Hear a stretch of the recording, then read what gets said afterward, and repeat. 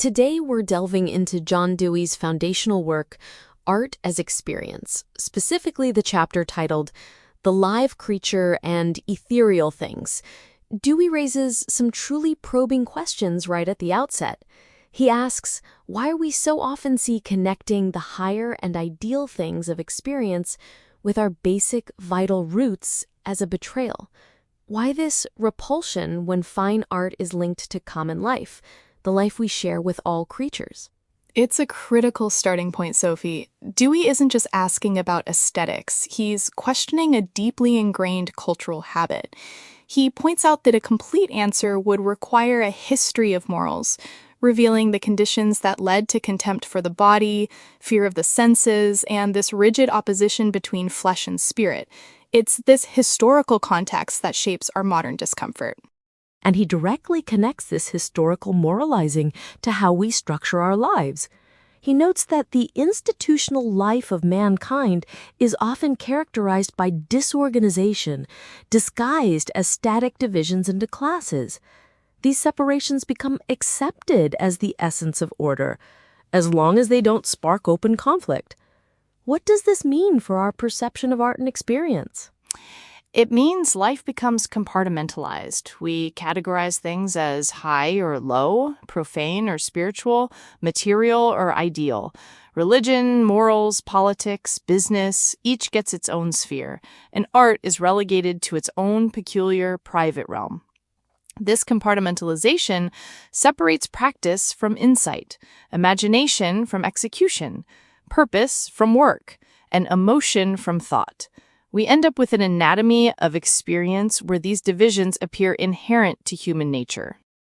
So it's not just about what we think about art, but how our entire social and economic structure reinforces a disconnected way of living. If our senses are primarily used as mechanical stimuli or just sources of irritation, we lose that deeper reality. Dewey describes us seeing without feeling, hearing only secondhand reports, touching tangentially. He emphasizes that we use senses to arouse passion, but rarely to fulfill insight. Why do we resist this deeper engagement? Because, he argues, we yield to living conditions that force our senses to remain superficial. Prestige often goes to those who use their minds without bodily participation, acting vicariously through the control of others' bodies and labor. Under such conditions, sense and flesh acquire a bad reputation. The moralist, despite their skewed theory, at least acknowledges the intimate connection of sense with our entire being, unlike some psychologists and philosophers who reduce sensations to mere elements of knowledge. It sounds like Dewey is arguing for a much broader understanding of sense. It's not just about the five senses, but an entire mode of engagement with the world. How does he articulate this more expansive view? Precisely. He states that sense covers a wide range: sensory, sensational, sensitive, sensible, sentimental, and sensuous. It includes everything from raw physical and emotional shock to the very meaning of things present in immediate experience. He says, quote, "Sense as meaning so directly embodied in experience as to be its own illuminated meaning is the only signification that expresses the function of sense organs when they are carried to full realization." End quote. Our senses are the organs through which we participate directly in the world. This participation is what makes the world's wonder and splendor actual for us. So it's not that intellect or action are separate from sense, but rather they're extensions of it. Intellect helps us extract and retain meanings from our participation, and motor actions are how we engage. This reframes the traditional dualisms then. Mind and body, soul and matter, spirit and flesh. These oppositions are, at their root, born from a fear of what life might bring forth, leading to contraction and withdrawal. Absolutely. Full recognition of our continuity with our animal forebears doesn't reduce us to mere brutes.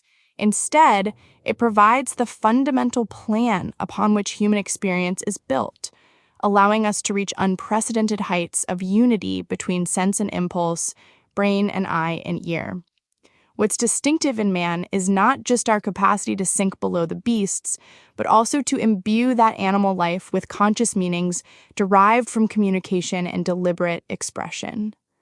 This idea of continuity extends to how we perceive space and time, doesn't it?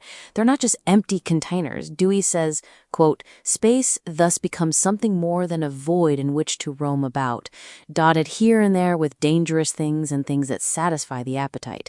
It becomes a comprehensive and enclosed scene within which are ordered the multiplicity of doings and undergoings in which man engages," end quote.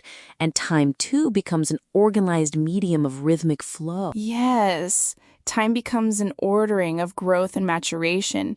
He uses the example of a lightning flash illuminating a dark landscape. The recognition isn't a mere point in time, it's the culmination of long, slow processes. It's like the phrase, "the rest is silence," at the end of Hamlet, infinitely pregnant because it's a conclusion to a drama developed over time. Art, in the sense, helps us make clear what's involved in the organization of space and time, already present in our developing life experiences. And this leads him to the bold statement that art is prefigured in the very processes of living. He mentions a bird building its nest or a beaver its dam as examples. How does he bridge this natural, organic activity to what we typically call art? He explains that while we might hesitate to call a nest art due to our doubt about directive intent, all conscious intent grows out of things once performed organically. Our consciousness converts the relations of cause and effect in nature into relations of means and consequence.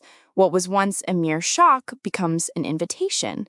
Resistance becomes something to be used.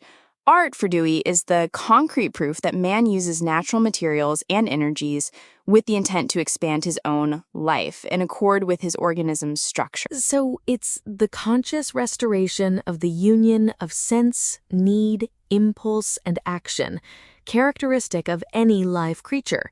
He even goes as far as to say that the idea of art as a conscious idea is the greatest intellectual achievement in the history of humanity, and that science is actually a handmaiden to art, guiding natural events to a happy issue. That's a provocative statement, isn't it? It completely upends the usual hierarchy where science is seen as primary. Dewey argues that the customary distinction between fine art and useful or technological art is based on extrinsic social conditions, not on the work of art itself. The difference, he says, lies in the completeness of living experienced during production and perception.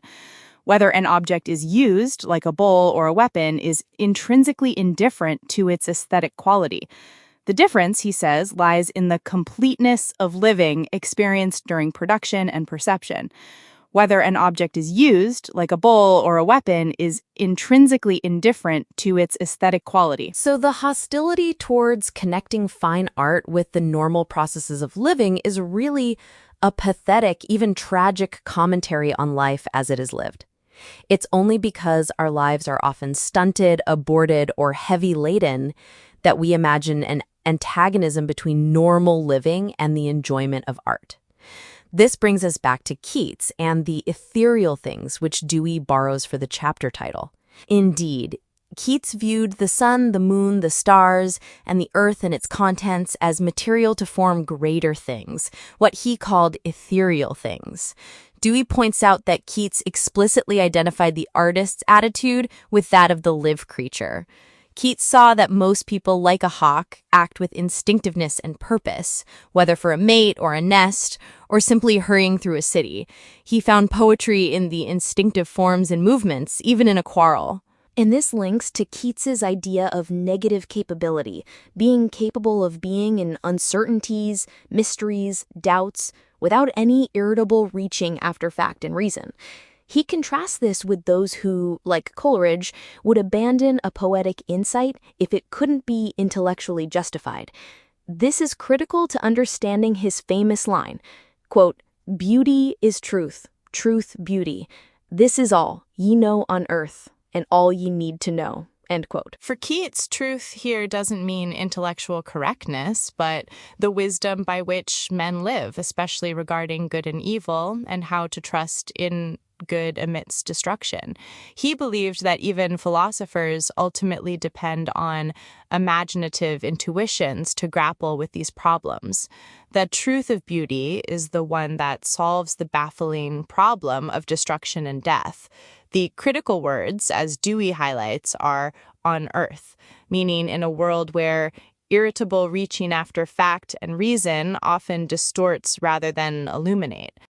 So ultimately, Dewey suggests there are two philosophies. One accepts life and experience with all its uncertainty, mystery, doubt, and half-knowledge, and then turns that experience back upon itself to deepen and intensify its own qualities through imagination and art. He sees this as the philosophy of Shakespeare and Keats. Exactly. It's about finding solace and conviction, not in abstract reason, but in moments of intense aesthetic perception. It's a call to embrace the full, rich, sensuous, and intellectual complexity of being a live creature, and to recognize that art isn't separate from that, but its deepest expression. This conversation has illuminated how deeply John Dewey connected art to our fundamental experience of life. Share this episode with someone who appreciates seeing familiar ideas from a fresh perspective.